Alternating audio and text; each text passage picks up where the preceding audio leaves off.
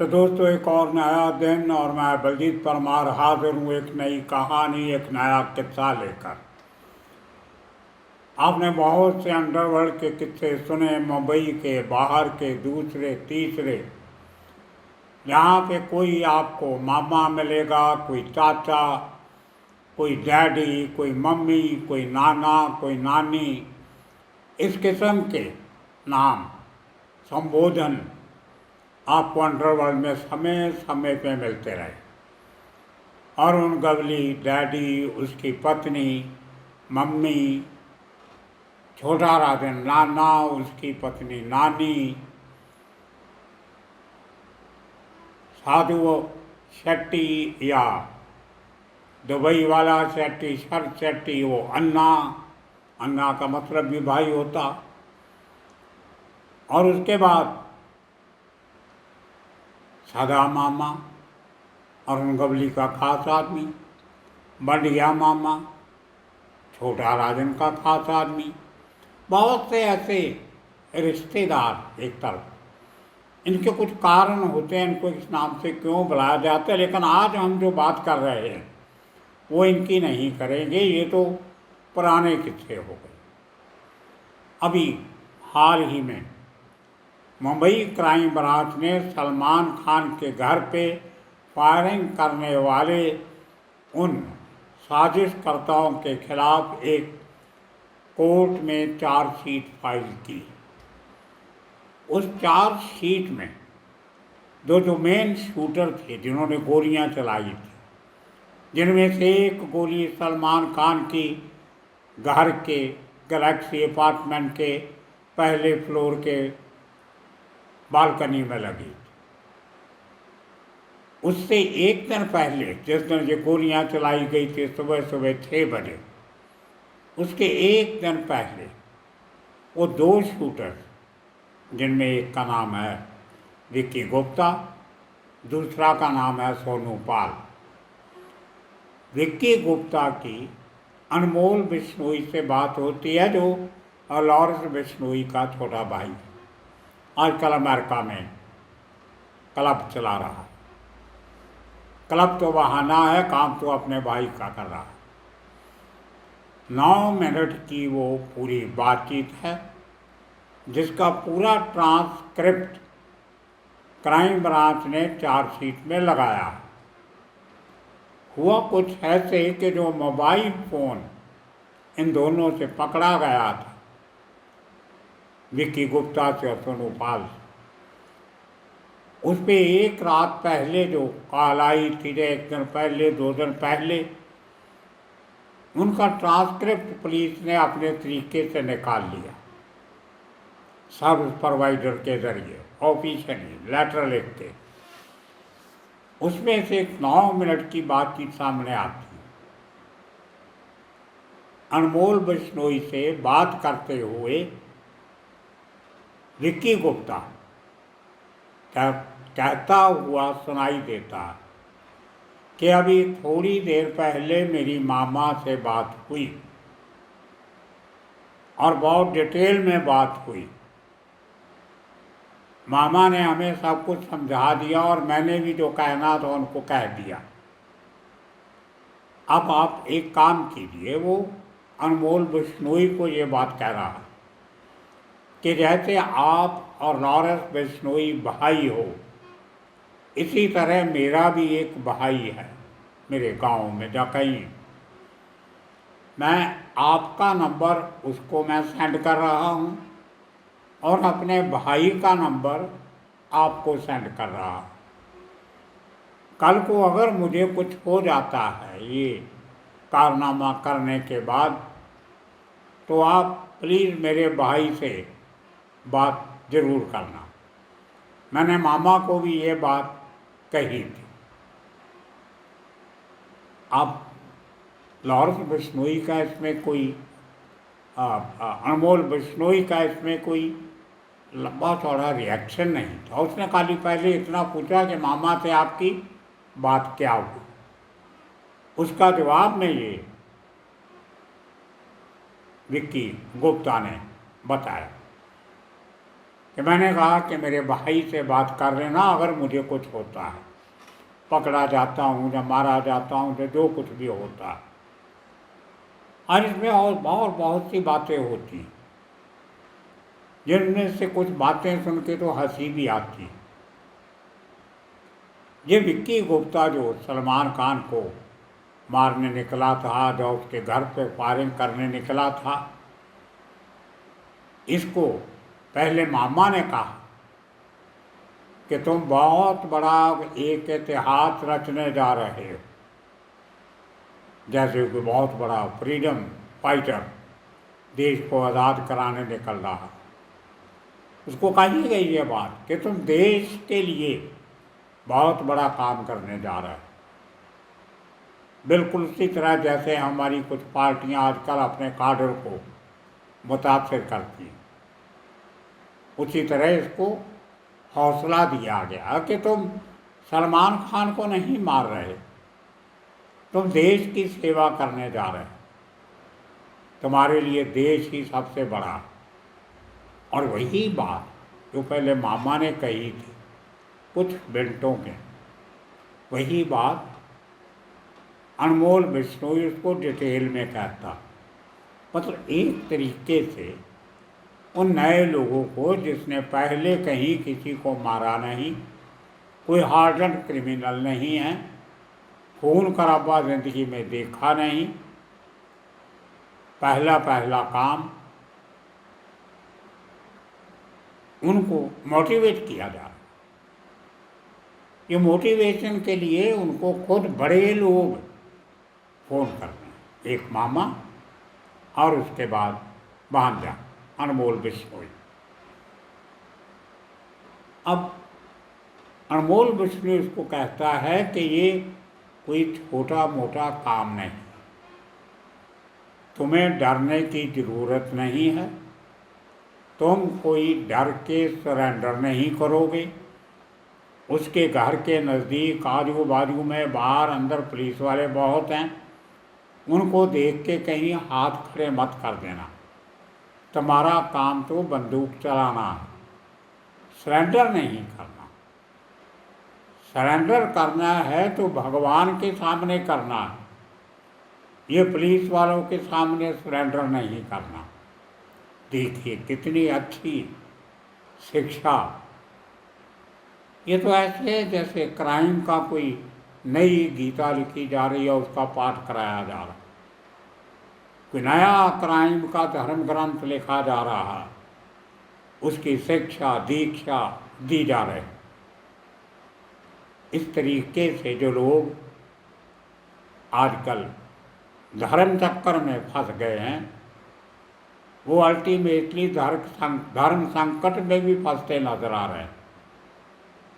उनको धर्म की आड़ में क्रिमिनल बनाया जा रहा है, शिक्षा दीक्षा धर्म की दी जा रही है कि तुम तो अपनी कौम अपने धर्म के लिए बहुत बड़ा काम करने जा रहे, घबराओ मत, तुम तो इस देश के हीरो, तुम्हारा नाम इतिहास में सुनहरी अक्षरों में लिखा जाए।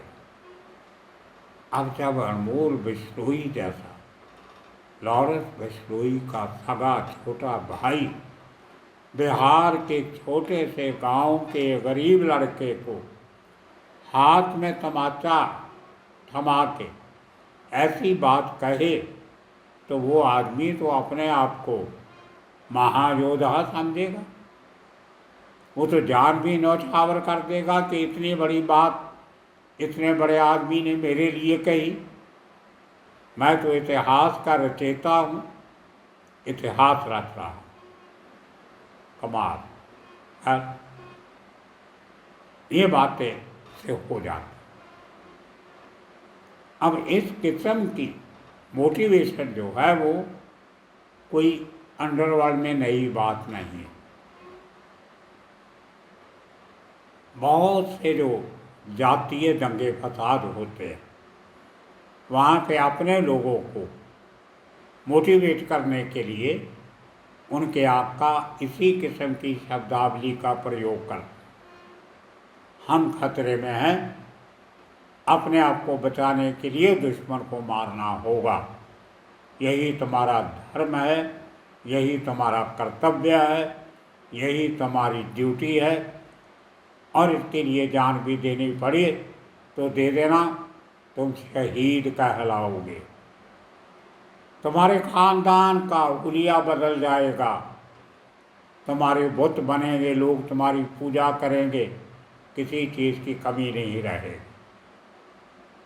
लेकिन उस शख्स को चिंता है। वो बेवकूफ़ तो है, लेकिन इतना नहीं है जितना उसको समझा जा रहा है। तो ये विक्की गुप्ता बढ़िया है, बुरा भला फायदा नुकसान सब समझता है। उसने सब लेक्चर सुना, खुश भी हुआ, लेकिन अपना बिजनेस एंगल भी रख दिया कि मैं अपने भाई का नंबर आपको दे रहा हूँ।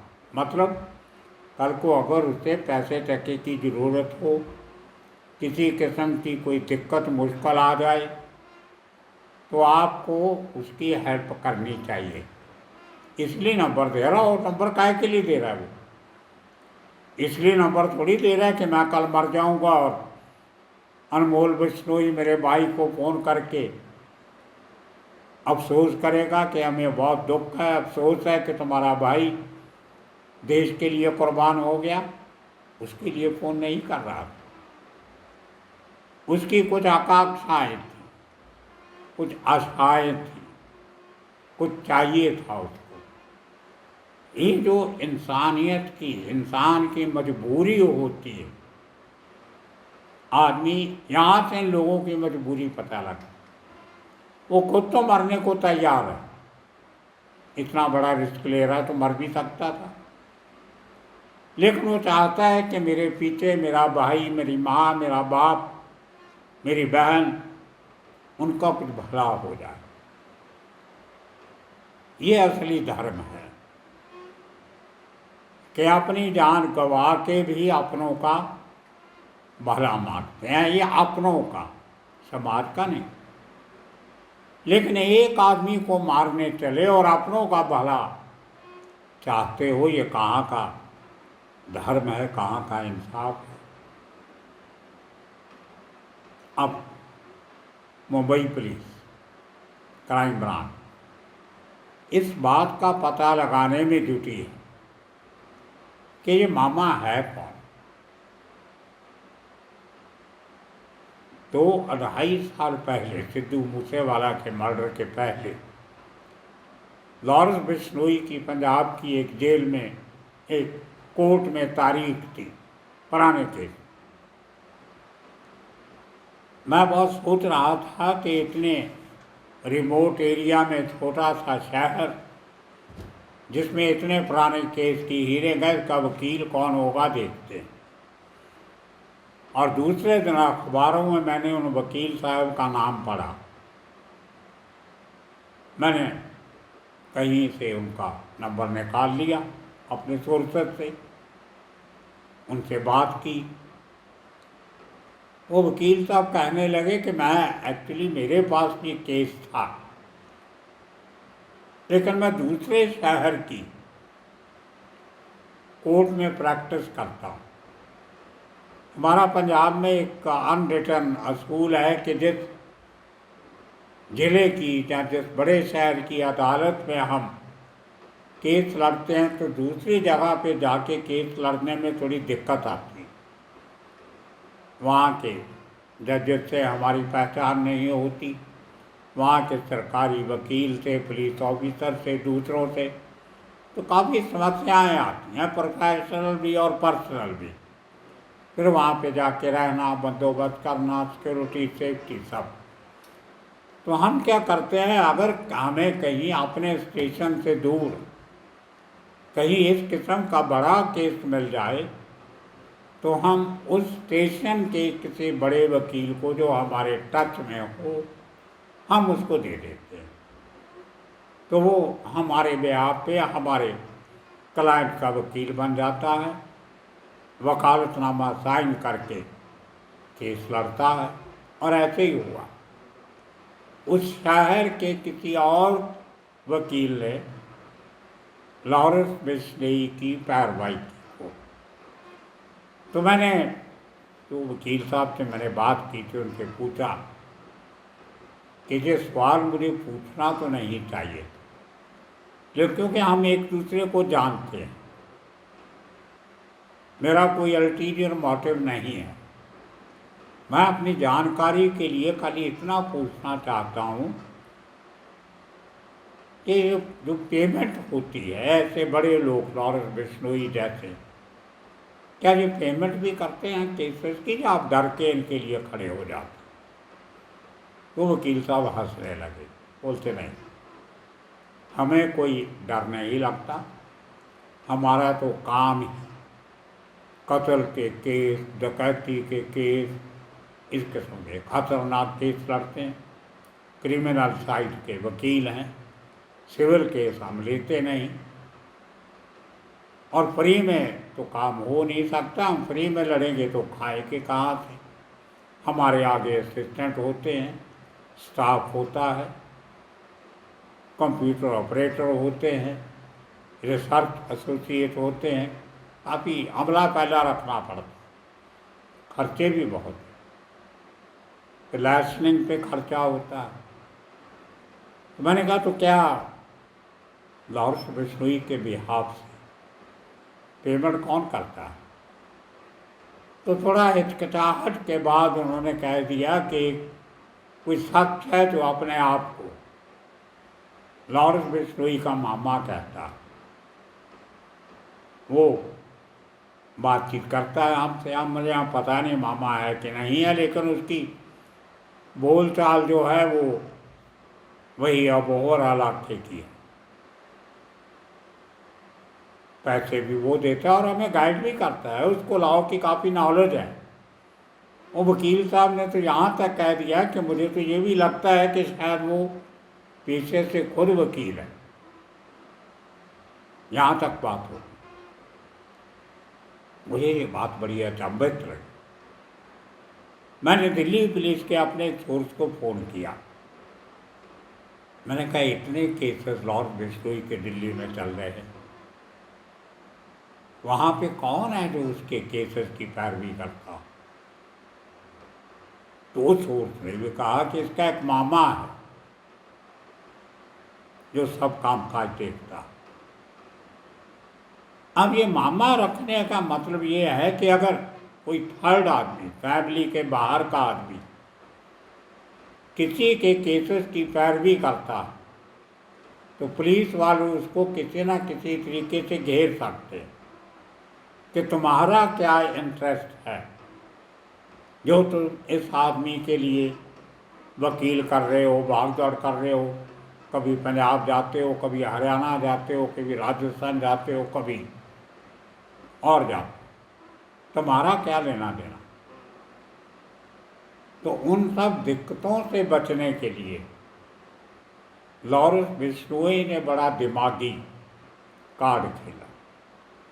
उसने अपना कोई रिश्तेदारी में नज़दीक का दूर का कोई मामा ढूंढ लिया। हमारे पंजाब में, नॉर्थ इंडिया में जो हमारी माँ के गांव का कोई भी शख्स हो, उनकी उम्र का उसको मामा कह देते, जरूरी नहीं को रिश्तेदारी में मामा। तो उससे ये होता है कि इसके परिवार वाले ही इसके पीछे भाग दौड़ कर रहे हैं। तो तब मैंने इन बातों को इतना सीरियसली लिया नहीं, ये कोई कहानी बनती नहीं। और एक मामे का फर्ज होता है अपने भांजे के लिए कोर्ट कचहरी के चक्कर लगाने, वकील हायर करने, उनको पैसा देना, तारीखों का ख्याल रखना और केसेस की निगरानी रखनी।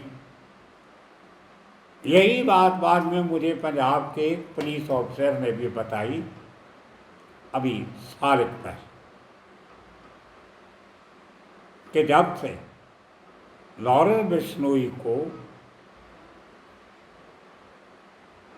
अहमदाबाद की साबरमती जेल में बंद किया, तकरीबन 1 साल हो गया, तब से वो मामा नज़र नहीं आया कभी, क्योंकि अब कोर्ट कचहरी में पेशी वीडियो कॉन्फ्रेंस के ज़रिए हो जाती, उसको खुद आने की ज़रूरत नहीं है।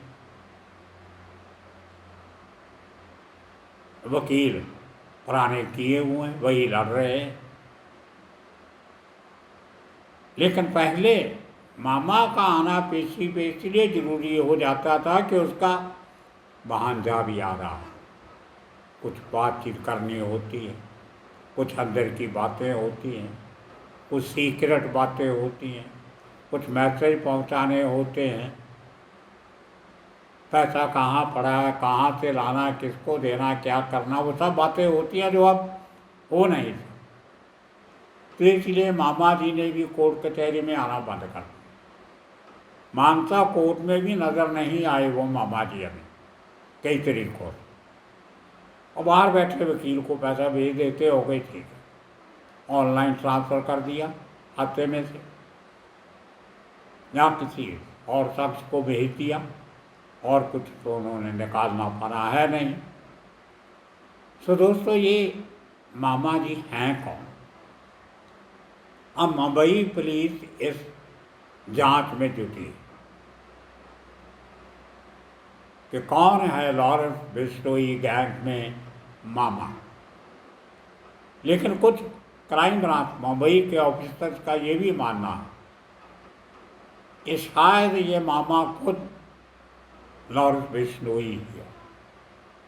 वो लोगों को फ़ोन करता है मामा बन के, फ़ोन तो है उसके पास, वो जेल से भी फ़ोन करता है, कोई रोक नहीं सकता उसको।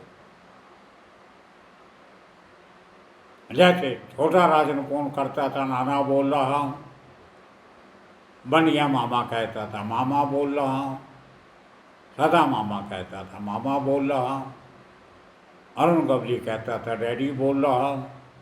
इसलिए इसी तरह लॉरेंस बिश्नोई भी कह देता होगा मामा बोल रहा हूँ, सामने वाले समझाते हैं मामा कौन है। दूसरी बात ये भी हो सकती कि जो इसके 2-3 भांजे लॉरेंस बिश्नोई के, इन्हीं के साथ जुड़ के काम कर रहे, एक को तो अजरबैजान से वापस भी लाया गया था। अब वो यंगस्टर है, वो लॉरेंस बिश्नोई को मामा कहते हैं, और उसके चलते बाकी जो यंगस्टर गैंग मेंबर हैं उन्होंने मामा कहना शुरू कर दिया होगा, ये भी हो सकता है। लेकिन पुलिस, मुंबई पुलिस हर चीज़ की जड़ तक जाना चाहती है और जाती है। अब देखते हैं आने वाले दिनों में क्या Mumbai police Lawrence Bishnoi gang के मामा श्री की शनाख्त कर सकेगी या नहीं। तो आने वाले दिनों में इसी किस्म के किस्से कहानियाँ लेके फिर हाजिर होंगी। तब तक के लिए आप सबका बहुत बहुत शुक्रिया, धन्यवाद।